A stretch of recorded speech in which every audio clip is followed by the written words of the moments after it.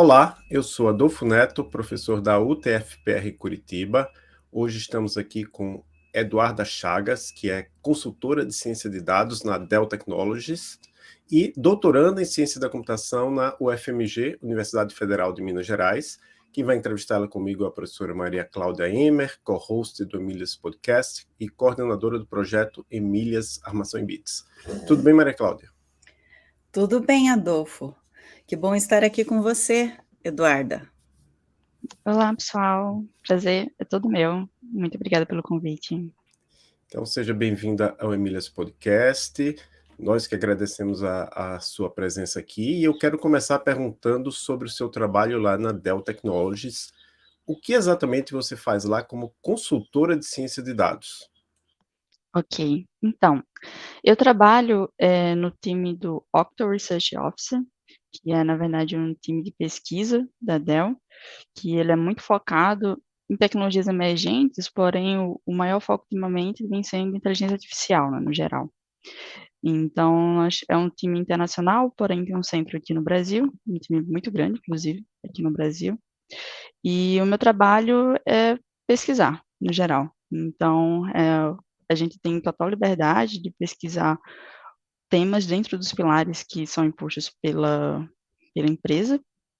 Então, nosso objetivo é realmente pesquisar novas tecnologias, ver quais são os principais gaps, como isso pode linkar com os produtos e serviços da Dell, sempre pensando no futuro, no horizonte de 5 anos, por exemplo, será que essa nova tecnologia que acabou de lançar pode ser útil para daqui a 5 anos para a Dell?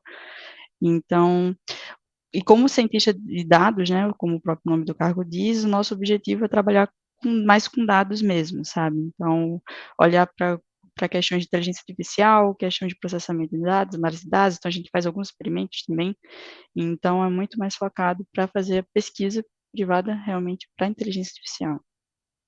E uma curiosidade rápida, você trabalha remoto nesse seu cargo? Sim, sim, o time todo ele está bem espalhado pelo Brasil, ele era antigamente, eu acho que antes da pandemia, existia um centro no Rio de Janeiro, físico, então era trabalho presencial, porém depois da pandemia eles flexibilizaram bastante isso e que ajudou, inclusive, a entrar no time, né, já que eu estava morando em Belo Horizonte na época, e já existem pessoas de dessas partes do Brasil, não só apenas do Rio de Janeiro, então isso é bem legal. Muito bem, então, Eduarda. É bom saber um pouco a respeito, né, de ciência de dados, mas você, em paralelo, também está fazendo doutorado em ciência da computação na UFMG. Sobre o que é o seu doutorado, tem a ver com o seu trabalho? Mais ou menos, digamos que sim, digamos que não. Como ambos são pesquisas, né, eu tento seguir linhas distintas, porém em grandes sub-áreas parecidas. O que eu venho investigando no doutorado, na verdade, desde a graduação, eu venho trabalhando com análises temporais, né, que são dados que são obtidos ao longo do tempo, e através de técnicas estatísticas, de computação estatística. Então, utilizo algumas técnicas de transformações simbólicas e extraio algumas informações estatísticas dessas séries temporais. Então, desde a graduação, eu venho trabalhando com isso, e agora no doutorado, o objetivo é aplicar essas técnicas, que são muito mais simples, digamos assim, mais rápidas, mais baratas, em dispositivos onde a gente tem essa questão de limitação de recursos. Então, que são chamados de tiny devices, né? São dispositivos que a gente tem pouquíssimos recursos, pouquíssima bateria, memória, enfim, CPU.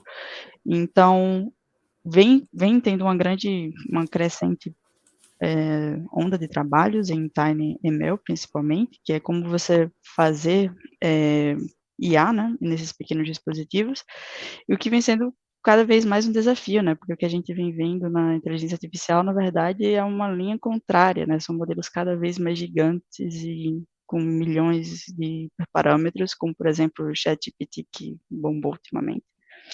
Então, como é que você faz uma IA que seja interessante para esses dispositivos baixo baixo custo computacional, né? Então, o objetivo é tentar trazer essas técnicas para esse universo de tiny devices. E como tem sido conciliar as 2 coisas, né? A gente sabe que algumas pessoas que orientam na academia exigem dedicação exclusiva ao doutorado. Tem sido Uhum. fácil conciliar para você? Eu acho que já esteve pior. Hoje já tá mais tranquilo, sabe. Tipo, o meu trabalho, ele é remoto e ele tem um horário bastante flexível, isso me ajuda bastante. Então, desde que eu tenho minhas tarefas, eu realizo minhas tarefas, eu tenho total flexibilidade de horários.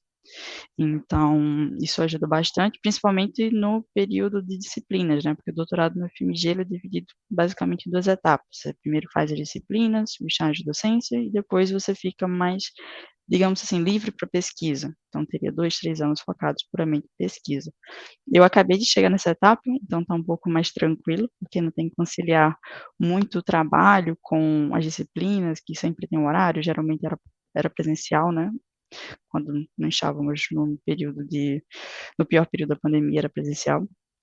Então, agora tá relativamente mais fácil, algo que me ajuda também, que eu tenho orientadores bastante compreensíveis em relação a isso.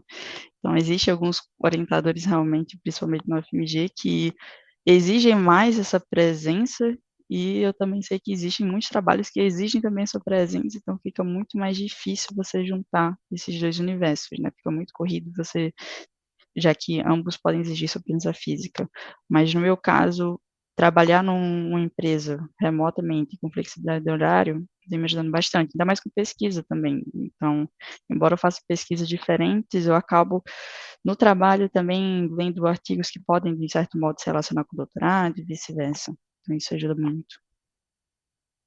Certo, até você mencionou seus orientadores, né, você falou um pouco sobre eles lá no episódio do podcast Somos Cíntia, que é um Uhum. podcast quase irmão nosso, porque surgiu mais ou menos na mesma época, só que lá deram uma pausa agora, faz tempo que não publicam um novo episódio, mas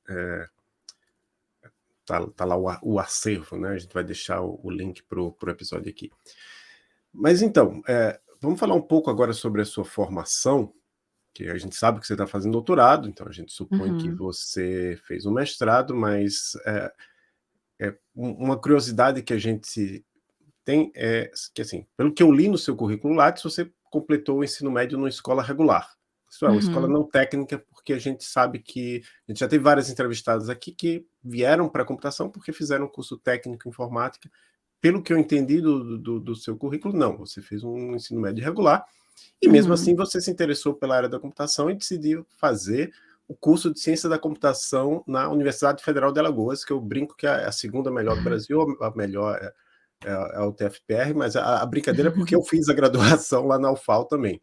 Uhum. Então, como é que você escolheu esse curso de ciência da computação? Ah, a escolhi assim até engraçado, porque foi um pouco aleatório, mas olhando hoje, eu vejo que, tipo, nossa, era pra ser, sabe. Fazia sentido, se eu for olhar pra toda a trajetória. Assim, quando eu estava no ensino médio, eu queria muito fazer algo relacionado à arte, sabe. Então algo que envolvesse criatividade, eu gostava muito de música, de teatro, filmes, enfim, eu queria algo focado à arte. Porém, eu vim da família muito conservadora, então, no geral, eles incentivavam mais em cursos regulares, sabe, digamos assim. E tem um amigo, colega do meu pai, que fazia ciência da computação, tinha feito ciência da computação, e eu sempre fui muito interessada por computador, sabe. Meu pai, ele montava muito com o computador, enfim, e eu sempre estava ali do lado, lendo sobre cada peça do computador e como é que isso funcionava por dentro, enfim. E fora que eu tive um professor também no ensino médio que me encorajou bastante a entrar nessa área, que foi meu professor de lógica do ensino médio, ele me incentivou a participar de algumas maratonas de lógica e todo esse universo de lógica me deixou muito fantasiada e animada, sabe. Então quando eu entrei no curso de ciência da computação pensando muito na questão de computadores, tanto que quase eu entrei em engenharia da computação, só que na última hora eu alterei. E quando eu entrei e percebi que tudo por trás dos scripts, dos algoritmos era lógica, hoje em dia eu olho e digo: "Nossa, fez total sentido", sabe. E eu sempre gostei também bastante de matemática, então no começo ainda foi um pouco mais difícil me adaptar, mas quando comecei a entrar na pesquisa, com o meu atual orientador, o professor Alejandro, e aí ele me mostrou o mundo da estatística, de provas matemáticas e como você aplica isso no mundo de dados, de inteligência artificial no geral, foi aí que eu sabia exatamente o que é que eu queria fazer. Muito bem. Bom, durante a sua graduação, você fez iniciação científica e seu Uhum, trabalho ganhou um prêmio, o Prêmio Beatriz Neves de Iniciação Científica, em uhum. 2019. Como foi a submissão, receber esse prêmio? Conta um pouco a respeito desse trabalho, dessa sua experiência. Ah, foi uma experiência bem interessante, digamos assim.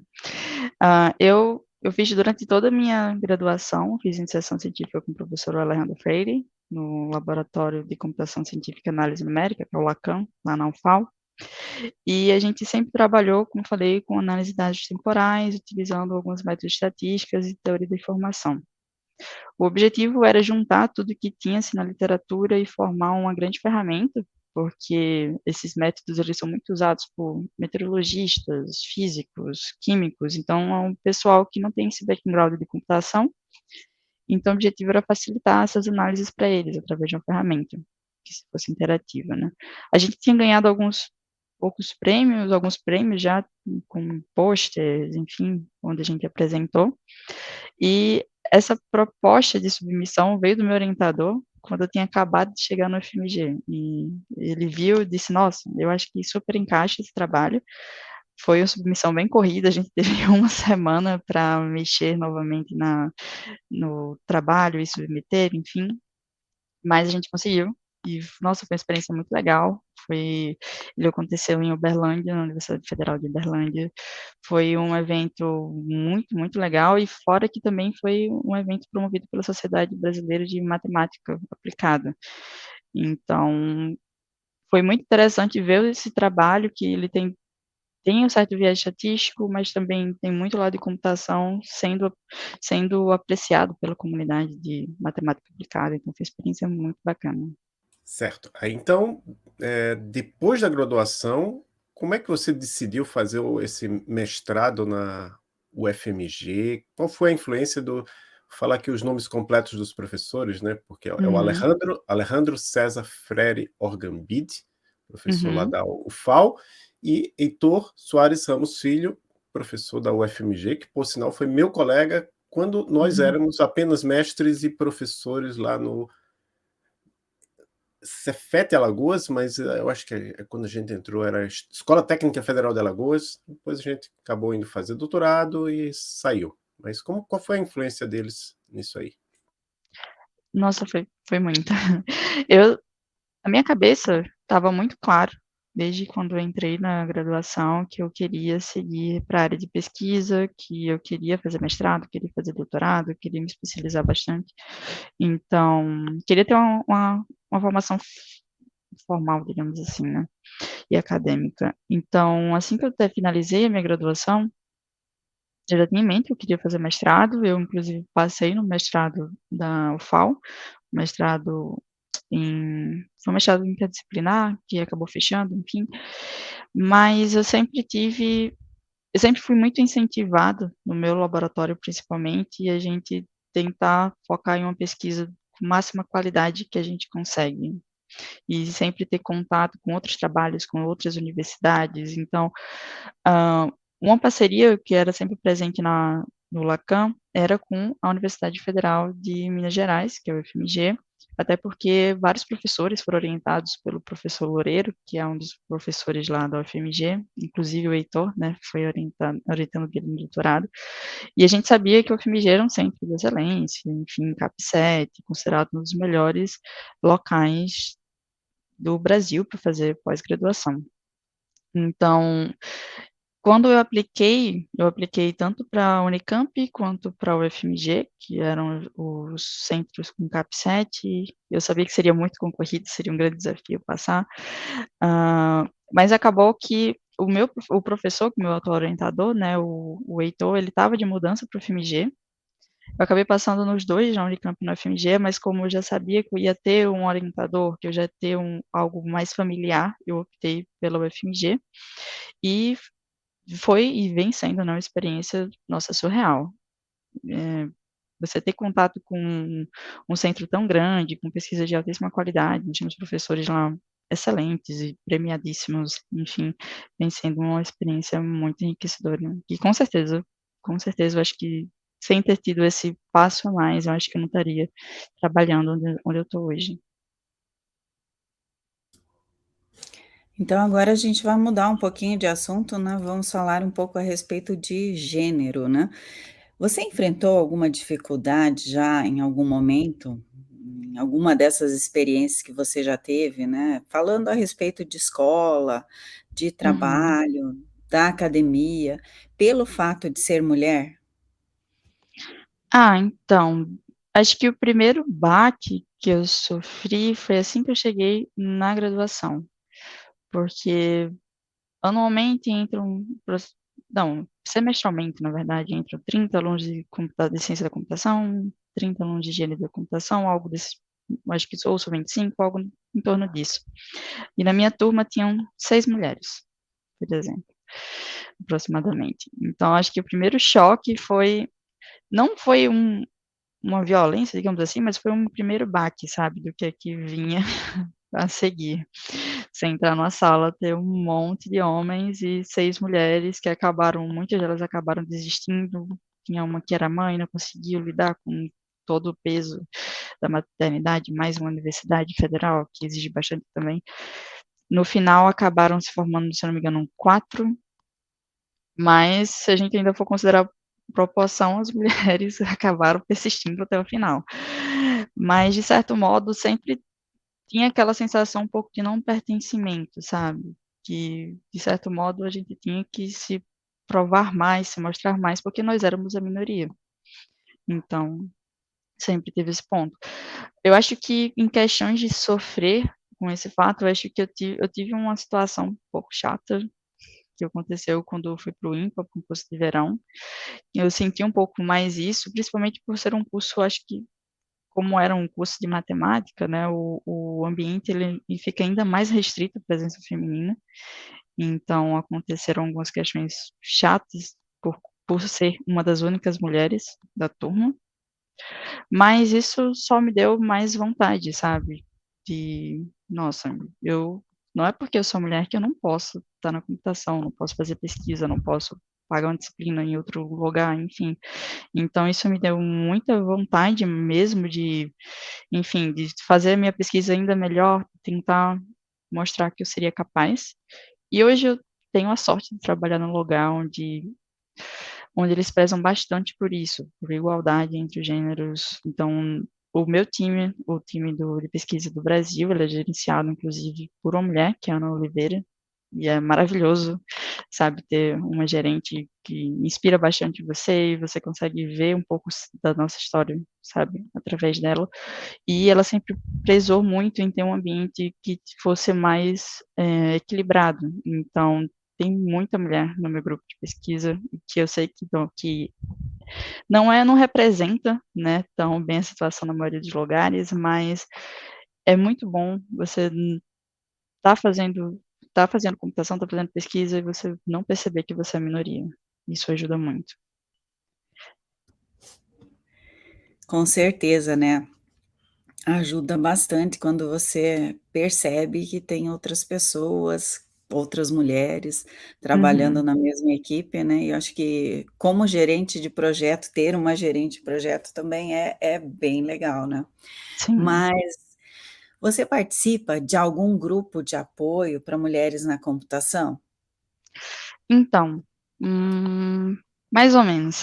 Durante a graduação, eu participei, mas de uma forma, como é que eu posso falar, não oficial, não tinha ainda grupos de extensão, hoje eu vejo que não faltam diversos grupos de extensão, ainda bem, até porque eu acho que é uma vertente importantíssima para a Universidade Federal, mas na época nós fazíamos diversas atividades não oficiais de atração de mulheres para a área. Então, sempre que vinham as calouras, a gente ia conversar com as calouras, a gente criou até um grupo de WhatsApp de apoio para tentar conversar com elas, acolher realmente, sabe. Então, sempre tinha essas atividades, eu participei do diretório acadêmico, então sempre que tinha recepção dos calouros, tinha sempre conversas com elas e realmente esse acompanhamento. Durante o mestrado, como eu fui representante discente, eu também tentei puxar um pouco essa pauta, a gente até criou um grupo também de WhatsApp para tentar unir, na época da pandemia, para tentar fazer esse acolhimento entre as outras mulheres, até porque na pós-graduação é um pouco mais difícil você ter, no geral, um acolhimento, porque cada um está muito focado na sua pesquisa, está muito focado no seu trabalho, mas ajuda bastante, enfim, a seguir com diversos problemas. E atualmente eu até me inscrevi, agora eu retornei para Maceió, né, a vantagem do trabalho remoto, você pode trabalhar em qualquer lugar, então eu retornei para Maceió e eu me inscrevi para ser uma colaboradora do grupo Kate, que é um grupo de extensão aqui de apoio às meninas, incentiva as meninas na programação, na computação no geral, que vem sendo desenvolvido aqui na UFAL. Ah, que legal, que é o grupo que fazia parte, uma das co-hosts lá do Somos Cíntia, né? Uhum, exato. E que, se não me engano, foi criado pela professora, eu não estou achando o nome dela aqui na Eliana página, Almeida, Eliana Almeida, que até tem a ver exato. com a pergunta que eu vou fazer, porque, como eu já disse, eu sou Uhum, egresso da UFAL, fiz ciência da computação na UFAL entre 1990 e 93, 94, na verdade foi até o ano letivo 93, mas a formatura mesmo foi em 94. E assim, eu lembrando, eu tentei lembrar, será que eu tive alguma professora mulher? Eu lembro que teve uma que eu tive, mas definitivamente ela não foi uma pessoa, vou seguir a carreira por causa dela. uhum, É mais porque ela fazia uma coisa que eu não gostava, que era banco de dados, né? E, sim. e além dela, eu não lembro de quase nenhuma professora, quase todos eram professores. Mas eu lembro que a Sim. Liana Almeida foi, na época ela era professora da Federal Fluminense, depois ela trocou e veio para a UFAL. Ela deu uma Uhum. palestra lá, até hoje eu lembro o tema da palestra, para você ver, era Lambeck Cálculos, cálculo Lambeck. Eu gostei daquilo, eu acabei fazendo o meu mestrado e o doutorado em algo relacionado com o que ela fez, Que né? legal. Claro que não foi só a influência dela, também teve influência Aham. do meu orientador lá na UFAL, que é o Evandro de Barros Costa, né? Que também fazia Uhum. algumas coisas nisso, mas no caso a Eliana era mais da área do que ele. E ela tem uma palestra Uhum. bem interessante, e ela, uma pessoa assim com muita energia, eu acho que a gente tem até que marcar de entrevistar ela também. Mas, enfim, a pergunta é: alguma mulher te inspirou em sua carreira? Engraçado, porque eu ia falar dela, exatamente. Quando eu fui fazer graduação, eu também tive esse mesmo problema, digamos assim. Tive pouquíssimas professoras. Nossa, que me vem à cabeça foi a Eliana e a professora Roberta. A professora Roberta mais na parte de inteligência artificial e a professora Eliana na parte mais de teoria da computação. E eu lembro que, nossa, teve o primeiro período, o segundo período, só professores homens. Então, assim, já não tinha muitas mulheres, só tinha professores homens, acabava que, enfim, não era um ambiente que eu me sentia muito representada. E eu lembro que no terceiro período, se eu não me engano, eu tive na primeira aula que eu tive com a professora Eliana, eu falei: "Nossa senhora, é isso que eu quero fazer na minha vida, eu quero ser que nem essa mulher". Porque ela tinha uma ótima didática, ela parecia entender muito sobre o assunto, ela parecia, depois eu fui olhar o currículo dela, ela parecia ter um currículo maravilhoso, sabe. Então, com certeza, sem sombra de dúvida, se teve uma mulher que me inspirou, foi ela, durante a graduação, tanto pelo amor que ela tinha e também pela força que ela demonstrava ter, sabe. Num ambiente repleto de homens, enfim, ela estava ali, sempre muito bonita, sempre muito animada, sempre, enfim, e eu foi com certeza uma das pessoas que me motivou, inclusive, né, eu tive a sorte de estar no mesmo laboratório que ela, né, que era o Lacan, então eu conseguia ver as pesquisas que ela desenvolvia, conseguia ver, enfim, foi uma pessoa que me inspirou bastante, tanto a querer seguir uma carreira mais acadêmica, como também a querer fazer pesquisa.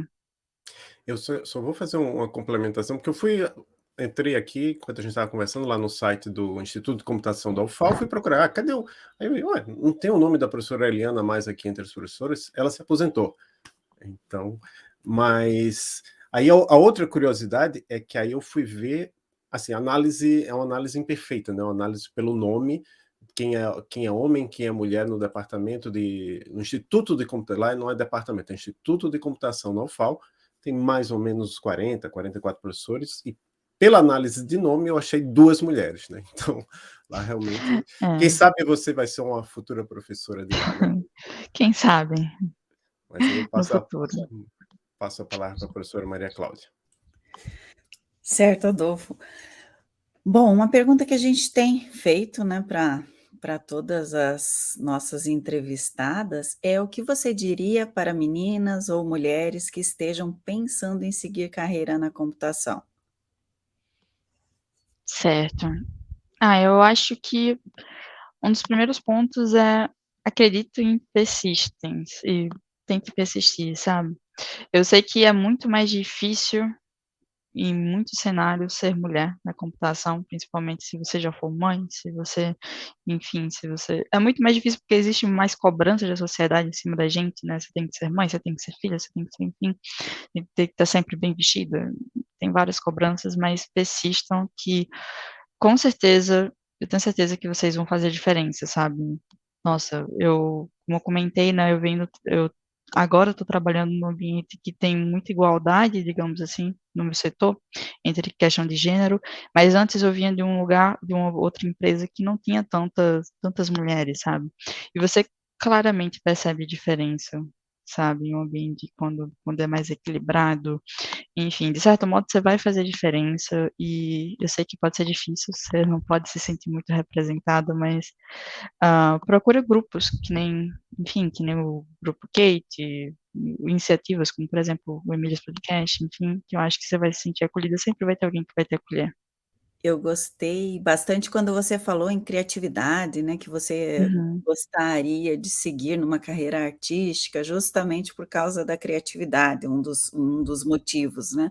uhum. E aí eu fico pensando que a computação, quando você trata de programação, ou então de pensar em um software, né, em como ele será depois, fazer todo o design, você usa muito da criatividade, né, então Nossa, sim. isso acaba também, vamos dizer assim, se associando à sua ideia inicial, de alguma forma. Exato, nossa, com certeza. Principalmente no meu trabalho atualmente, assim, em todos os trabalhos que eu passei, eu sempre consegui enxergar um pouco, fazer esse link, e atualmente fazendo pesquisa, eu acho que é onde eu consegui encontrar o maior link para o que eu queria, sabe, que era fazer uma coisa diferente, fazer uma coisa, enfim, que tivesse um pouco de mim também e tentar de certa forma contribuir. Quando você faz pesquisa, propõe coisas novas, eu sempre penso que cada ser humaninho ele consegue contribuir de uma forma diferente, porque só ele teve a bagagem, só ele tem a sua própria bagagem. Então, só eu tive aula com a professora Eliana, que depois foi para o FMG e trabalhei com o professor Heitor, enfim. Então, a gente consegue, sabe, botar um pouquinho da nossa cara e contribuir um pouquinho para a sociedade, para a computação.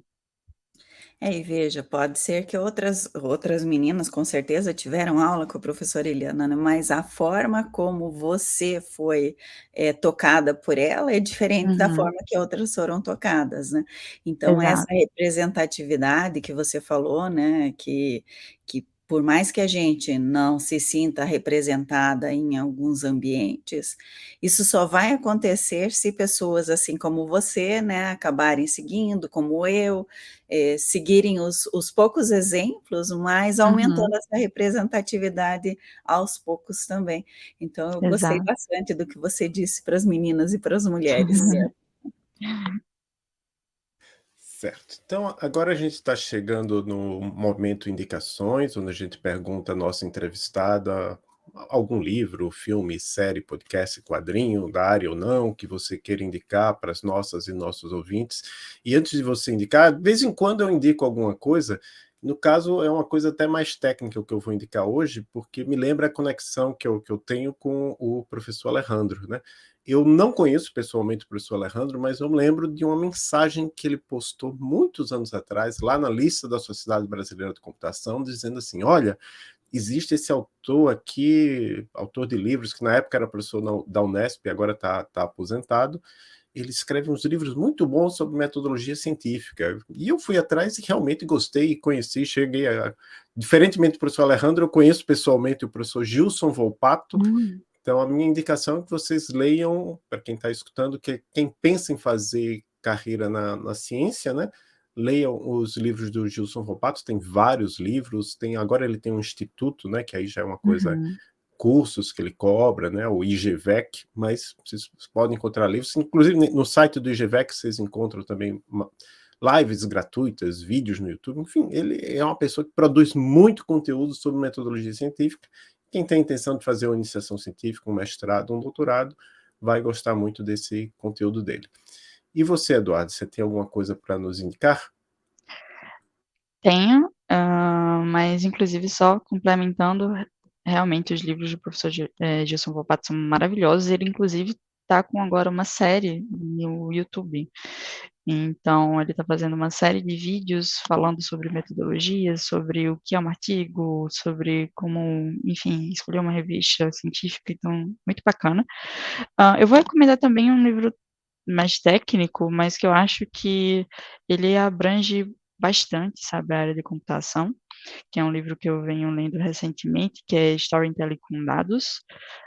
Ele é um livro, inclusive, de uma mulher, eu peguei aqui o nome, que o nome dela não é muito fácil de falar, mas é da Cole Canalflick, alguma coisa assim, e ela tem um currículo maravilhoso, então, falando em representatividade, pessoas que nos inspiram, nossa, é incrível o currículo dela, e ela fala muito sobre como você usar dados em apresentações, então é algo que, assim, eu acredito que o pessoal de computação inteiro pode se beneficiar com os conhecimentos dela, enfim, é numa linguagem muito, muito simples, muito fácil de ler, e eu acho que essa é a minha recomendação. Muito bem. Então a gente chega ao fim do nosso episódio com você, Eduarda, e queremos agradecer a sua presença aqui no Emílias Podcast, né? Agradecer também as pessoas que vão posteriormente ouvir o podcast, né? As nossas ouvintes e aos nossos ouvintes por estar nos acompanhando. E também queremos saber se você quer agradecer alguém, mandar um abraço para alguém.